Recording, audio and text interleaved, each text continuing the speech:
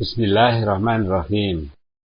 Terjemahan buku Ihya Ulumuddin karya Imam Al-Ghazali, cetakan tahun 1998. Buku jilid ke-1 mulai halaman 143. Kitab Ilmu, lanjutan dari sebelumnya. Itu jagalah dari kedustaan, dari cerita-cerita keadaan yang menunjukkan kepada banyak kesalahan atau keteledoran, yang menghambat pemahaman orang awam dari mengetahui maksudnya, atau menghambatnya dari mengetahui adanya kesalahan yang jarang terjadi, yang diikuti dengan menutupinya yang dapat diketahui kebaikan-kebaikan yang ditutupkan itu. Orang awam berpegang dengan yang demikian itu pada segala keteledoran dan kesalahan, dan menganggap dirinya dapat dimaafkan. Dia beralasan bahwa hal itu telah diceritakan yang demikian dari beberapa syekh terkemuka dan ulama terkenal. Semua kita terhadap perbuatan maksiat, maka tidak ragu lagi.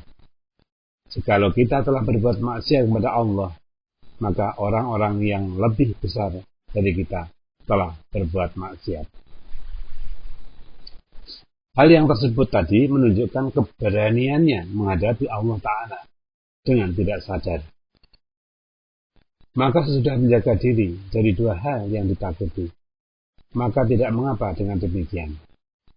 Dan ketika itu kembali kepada cerita-cerita yang terpuji dan kepada yang terdapat dalam Al-Quran dan kitab-kitab hadis yang saleh, yang sahih.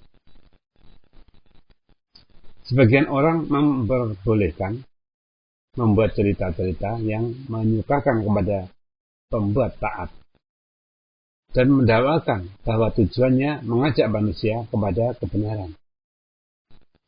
Itu sebetulnya bisikan setan, karena dalam kebenaran berkembang kedustaan.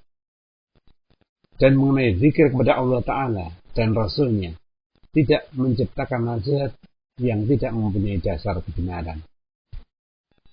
Betapa tidak. Membuat sajak pun tidak disukai dan dipandang yang demikian membuat-buat. Berkata Sa'ad bin Abi Waqqas radhiyallahu anhu kepada anaknya Umar ketika mendengar ia bersajak, "Inilah yang membawa aku marah kepadamu. Tidak akan aku penuhi keperluanmu selama-lamanya sebelum engkau bertobat." Sedang Umar sebenarnya ada keperluan, maka ia datang kepada ayahnya itu. Nabi SAW telah bersabda kepada Abdullah bin Rawanah mengenai sajak yang terdiri dari 3 kata. Iyaka wasaj'a yabna Rawahah. Awaslah bersajak, hai anak Rawahah. Dengan hadis ini seolah-olah sajak yang harus diawasi ialah yang lebih dari 2 kata. Karena itu tatkala seorang lelaki mengatakan mengenai diat yaitu harta yang dibayar karena membunuh, yaitu unta atau harganya. Mengenai diat bayi dalam kandungan, bagaimanakah membayar diat orang yang tidak minum, tidak makan, tidak berteriak, dan tidak memaki? Samakah itu dengan halal darahnya? Lalu Nabi bersabda, adakah sajak seperti sajak orang-orang Badui Arab? Diriwayatkan Muslim dari Mughirah al-Mughirah. Adapun syair, maka dicela membanyakkannya dalam pengajaran. Berfirman Allah Ta'ala, "Wasu'ara'u yattabi'uhumul ghawun." Alam taro annahum fi kulli wawi yahimun.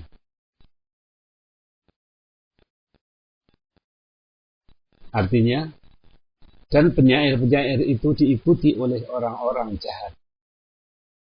Tidakkah engkau lihat bahwa mereka mengembara setiap lembah dengan tidak tentu tujuan? Surat Asy-Syu'ara ayat 224-225. Dan berfirman lagi, "Wama alamnahu syi'ra wama yambagilah." Artinya, dan kami tiada mengajarkan syair kepadanya Muhammad, dan syair itu adalah patut baginya. Surat Yasin ayat 69. Kebanyakan syair yang dibiasakan oleh juru-juru nasihat ialah apa yang menyangkut dengan penyifatan pada kerinduan, keelokan yang dirindukan, senangnya ada hubungan, dan pedihnya berpisah. Majelis itu dikunjungi oleh rakyat banyak yang bodoh-bodoh. Perutnya penuh dengan hawa nafsu. Hatinya tidak terlepas daripada menoleh kepada rupa yang manis. Dari itu, syairnya tidak bergerak dari jiwanya, kecuali dia terpaut padanya. Maka berkobarlah api hawa nafsunya padanya. Lalu mereka berteriak dan menari-nari. Kebanyakan yang demikian atau seluruhnya membawa kepada semacam kerusakan. Dari itu tidaklah seyogianya dipakai syair, kecuali ada padanya pengajaran atau hikmah untuk jalan petunjuk dan pelunakan hati. Bersabda Nabi SAW, sesungguhnya sebagian dari syair itu mengandung hikmah. Diriwayatkan Al-Bukhari dari Ubay bin Ka'ab.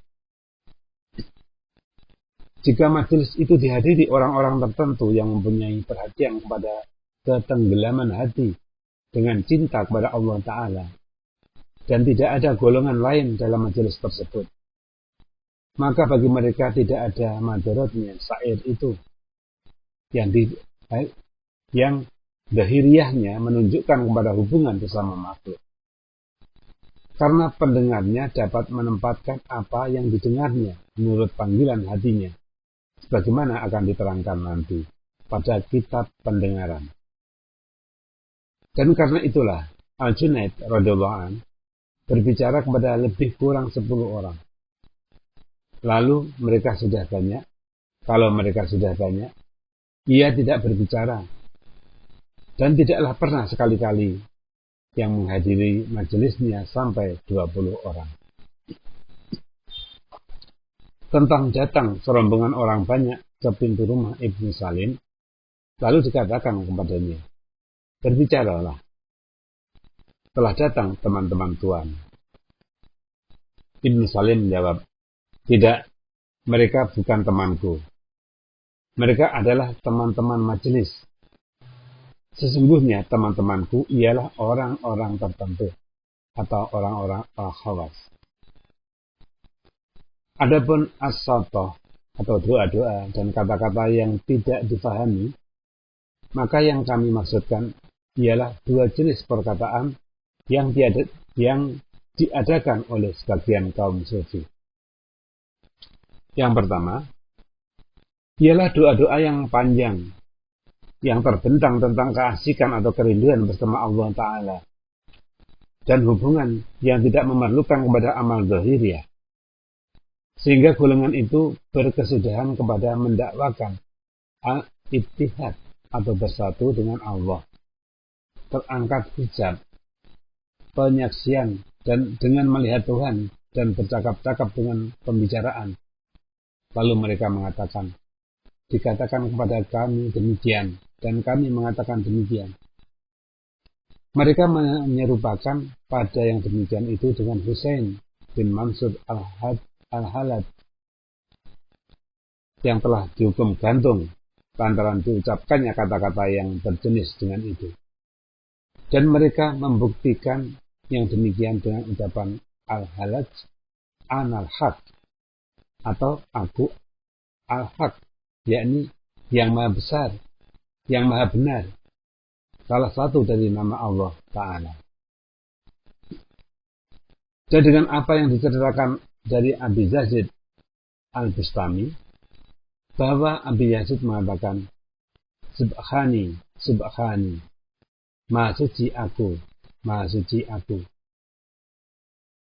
Ini adalah semacam perkataan yang amat besar bahayanya pada orang awam, sehingga segolongan dari kaum tani meninggalkan pertaniannya dan melahirkan dakwaan seperti yang tersebut. Sesungguhnya, perkataan itu dirasakan enak oleh tabiat manusia, karena padanya membatalkan amal atau tidak usah amal lagi, serta mensucikan diri atau jiwa dengan memperoleh makom-makom atau derajat-derajat tinggi dan hal ikhwal yang baik. Maka orang-orang bodoh tidak lemah daripada mendakwakan yang demikian bagi diri mereka, dan daripada mereka berkata-kata yang tidak berketentuan, yang penuh dengan hiasan kata-kata. Manakala mereka ditantang dari yang demikian, maka mereka tidak merasa lemah untuk mengatakan, ini adalah tantangan yang sumbernya ilmu dan pertengkaran. Ilmu itu dinding dan pertengkaran itu perbuatan diri. Dan pembicaraan ini tidak mengisyaratkan selain dari batin dengan terbukanya nur kebenaran.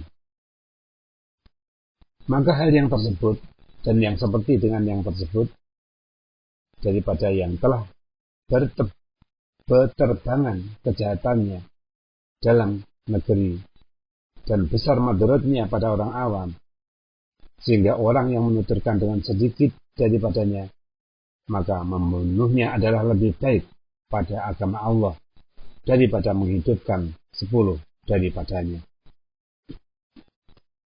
Mengenai Abi Yazid al-Bustami radhiyallahu anhu yang tersebut di atas, maka tidak benar mengenai apa yang diceritakan terhadap dirinya. Sekiranya benar ucapan tersebut pernah terdengar daripadanya, maka adalah itu dia menceritakan dari Allah Azza wa Jalla tentang perkataan yang diulang-ulangnya pada dirinya. Seumpama bila mendengar ia mengatakan, Innani ana Allah, la ilaha illa ana fa'buduni. Atau, sesungguhnya aku adalah aku, itu Allah. Tiada yang disembah selain aku, maka sembahlah aku. Ada surat Toha ayat 14. Maka perkataan tersebut hendaklah difahamkan tidak lain daripada pembacaan dari firman Allah Ta'ala. Yang kedua, dimaksudkan dari perkataan Sato itu kata-kata yang tidak dipahami, tampaknya menarik dengan susunan yang mengagumkan, sedang di balik itu tidak ada faedahnya sama sekali. Tidak dapat dipahami itu ada kalanya oleh yang mengucapkannya sendiri, karena timbulnya dari gangguan pikiran dan kacau balonnya khayalan, disebabkan kurang mendalami maksud kata-kata yang menarik perhatiannya itu. Dan inilah yang terbanyak. Dan ada kalanya dapat dipahami, tetapi tidak sanggup memahaminya dan mendatangkannya dengan kata-kata yang menunjukkan isi hatinya. Karena kurang berpengetahuan dan tidak mempelajari cara melahirkan sesuatu maksud dengan susunan kata yang menarik. Perkataan yang semacam ini pun tidak ada faedahnya, selain daripada mengacau balaukan jiwa, mengganggu pikiran dan membawa keraguan hati, ataupun difahaminya menurut maksud yang sebenarnya. Tetapi pemahaman itu didorong oleh hawa nafsu dan kepentingan diri sendiri. Bersabda Nabi Sallallahu Alaihi Wasallam, tidaklah seseorang daripada kamu menerangkan sesuatu hadis atau sesuatu persoalan kepada segolongan manusia yang tiada memahaminya, selain daripada mendatangkan fitnah kepada mereka itu. Dirawikan Al-Ukaili dan Abu Naim dari Ibnu Abbas.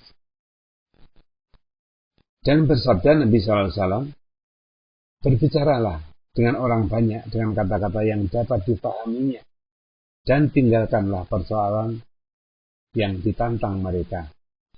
Adakah kamu bermaksud bahwa berdusta Allah dan Rasul-Nya? Dirawikan Al-Bukhari.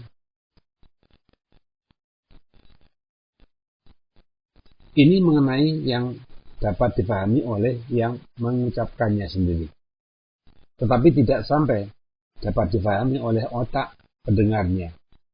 Maka betapa pula yang tidak dipahami oleh yang mengucapkannya sendiri. Jikalau difahami oleh yang mengucapkannya, tetapi tidak oleh yang mendengarnya, maka tidak boleh diucapkan. Berkata Nabi Isa alaihissalam, janganlah kamu letakkan ilmu hikmah pada bukan ahlinya, maka kamu berbuat aniaya kepada ilmu hikmah itu. Dan janganlah kamu larang pada ahlinya, maka kamu berbuat aniaya pada ahlinya itu. Hendaklah kamu seperti seorang tabib yang penuh kasih sayang, yang meletakkan obat pada tempatnya penyakit. Menurut susunan yang lain, sabda Nabi Isa itu berbunyi, barang siapa meletakkan ilmu hikmah pada bukan ahlinya, maka dia itu orang bodoh. Dan barang siapa melarang pada ahlinya, maka itu dia berbuat aniaya. Ilmu hikmah itu mempunyai hak dan ahlinya.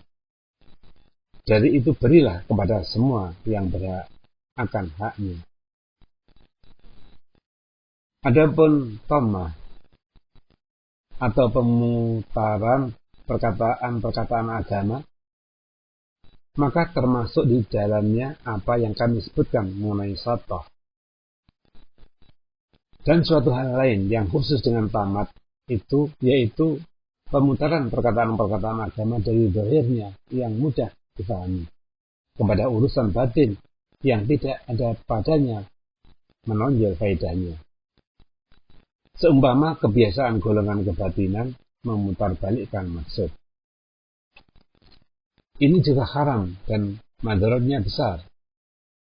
Karena perkataan-perkataan itu apabila diputar dari tujuan zahiriahnya tanpa berpegang teguh padanya, menurut yang dinukilkan dari Nabi SAW, dan tanpa suatu kepentingan yang diperlukan sepanjang petunjuk akal pikiran, maka yang demikian itu membawa hilang kepercayaan kepada perkataan itu sendiri.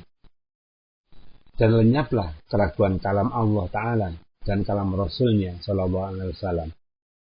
Lalu apa yang segera terbawa kepada pemahaman tidaklah dapat dipercayai lagi, dan yang batin itu tidak ada ketentuan baginya.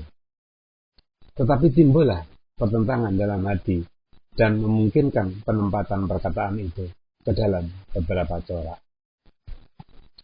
Ini juga termasuk dalam bid'ah yang telah berkembang dan besar kerugiannya. Sesungguhnya, tujuan dari orang yang pembuat tamat itu ialah menciptakan yang ganjil. Karena jiwa manusia adalah condong kepada yang ganjil dan merasa enak memperoleh yang ganjil. Dengan cara yang tersebut, sampailah kaum kebatinan itu meruntuhkan semua syariat dengan pentakwilan dohiriahnya dan menempatkannya menurut pendapat mereka itu sendiri. Sebagaimana telah kami ceritakan mengenai mazhab-mazhab kaum kebatinan itu dalam kitab Al-Mustadhari yang dikarang untuk menolak golongan tersebut. Contoh pemutarbalikan atau pentakwilan golongan tamat itu diantara lain kata-kata setengah mereka tentang pentakwilan firman Allah Ta'ala. Idhab ila fir'auna innahu tagha. Artinya, pergilah kepada Fir'aun itu, sesungguhnya dia itu durhaka. Bahwa itu adalah isyarat kepada hatinya, dan mengatakan bahwa hatinya yang dimaksud dengan Fir'aun itu dan hatilah yang durhaka pada tiap-tiap manusia.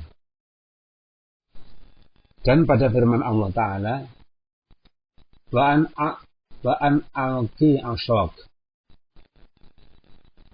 artinya, dan campakkanlah tongkatmu. Surat Al-Qasas ayat 31. Lalu perkataan tongkat itu diputar kepada tiap-tiap sesuatu tempat bersandar dan berpegang selain dari Allah Ta'ala. Itulah yang harus dicampakkan dan dibuang jauh. Dan pada sabda Nabi Sallallahu Alaihi Wasallam, bersahurlah kamu, karena pada sahur itu ada berkahnya. Lalu diputarkan kepada meminta ampun kepada Tuhan pada waktu sahur. Bukan lagi maksudnya makan sahur itu sendiri. Diriwayatkan Al-Bukhari dan Muslim dari Anas. Dan contoh-contoh yang lain, di mana mereka memutarbalikkan Al-Quran dari awalnya sampai akhirnya. Jadi artinya yang dohir dan dari penafsirannya yang diterima dari Ibnu Abbas dan ulama-ulama besar lainnya. Setengah dari pemutarbalikan itu dapat diketahui batilnya dengan terang, seumpamanya meletakkan arti Fir'aun kepada hati. Karena Fir'aun itu adalah seorang manusia yang bisa dilihat, yang mutawatir sejarah menyatakan kepadanya, di mana Nabi Musa alaihissalam menyerukan kepada agama seperti Nabi Muhammad SAW menyerukan Abu Jahal dan Abu Lahab serta kafir-kafir lain kepada agama Islam. Dan tidaklah Fir'aun itu sejenis setan atau malaikat yang tidak bisa dilihat dengan panca indera, sehingga memerlukan pemutaran pada kata-katanya. Dan demikian pula membawa makan sahur kepada meminta ampun pada Tuhan, karena Nabi SAW sendiri makan sahur. Hadis Nabi SAW makan sahur diriwayatkan Al-Bukhari dari Anas.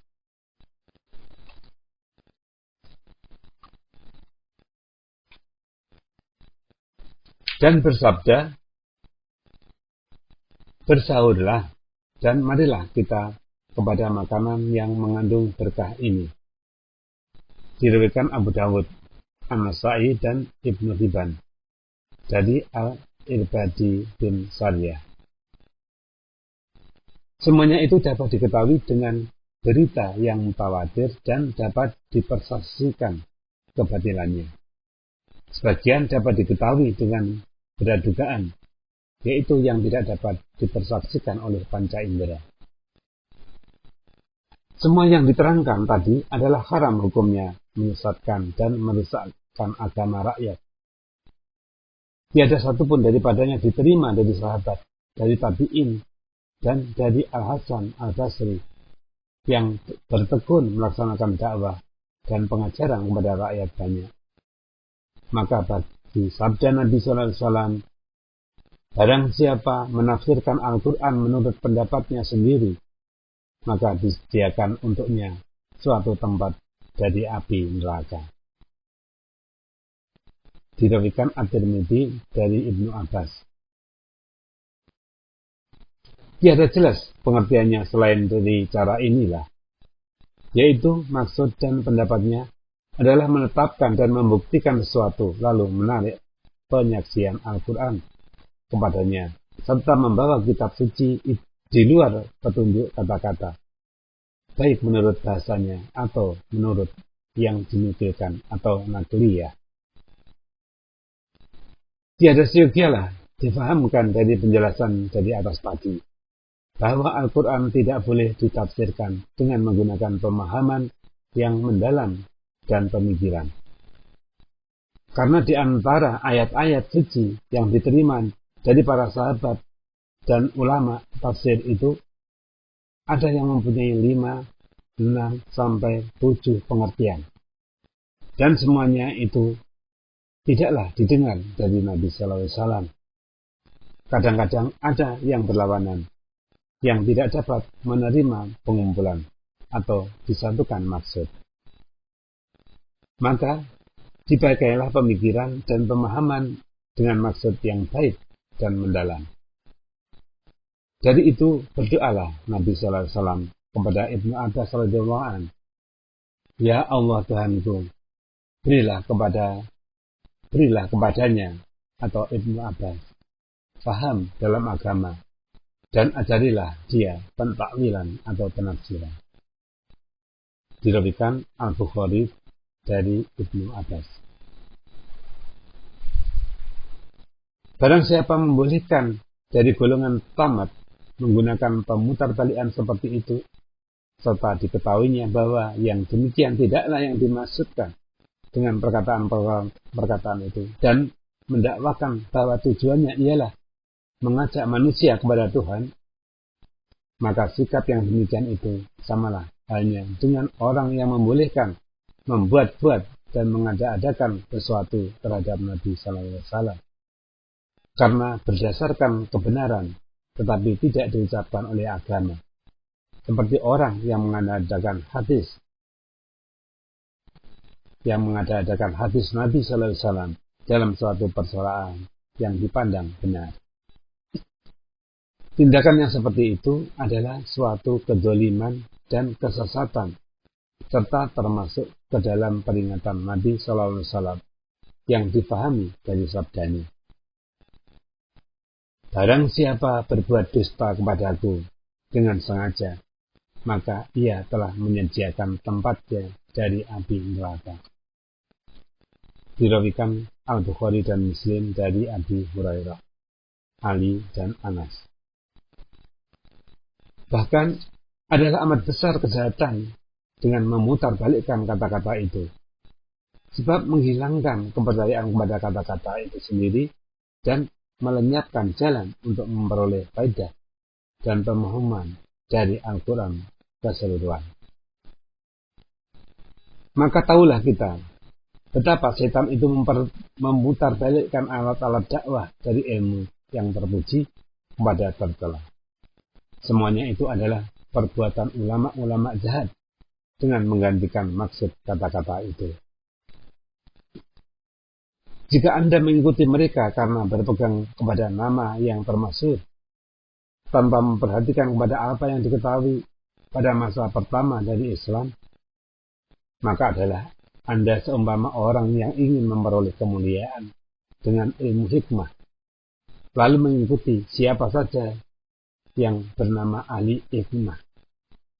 Sedang nama ahli hikmah dipakai untuk tabib, penyair, ahli nujum pada masa sekarang. Dan itu adalah disebabkan kelemahan dari penukaran kata-kata itu. Perkataan kelima, hikmah.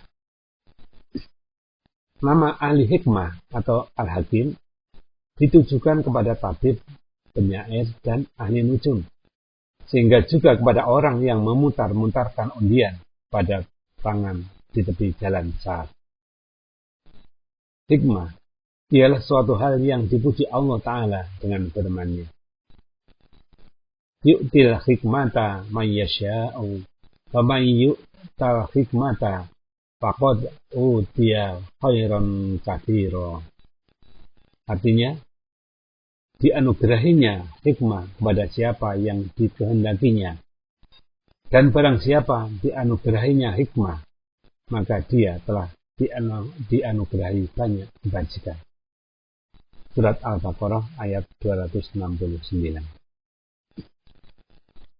Sabda Nabi Sallallahu Alaihi Wasallam, satu kalimat dari hikmah yang dipelajari oleh seseorang adalah lebih baik baginya daripada dunia serta isinya.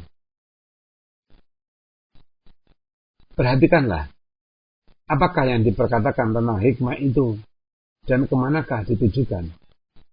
Kemudian bandingkanlah dengan kata-kata yang lain. Dan jagalah diri dari tertipu dengan keraguan-keraguan yang dibuat oleh ulama-ulama jahat. Karena kejahatan mereka kepada agama adalah lebih besar dari kejahatan setan. Sebab dengan perantaraan ulama-ulama jahat, itulah setan berangsur-angsur mencabut agama dari hati orang banyak.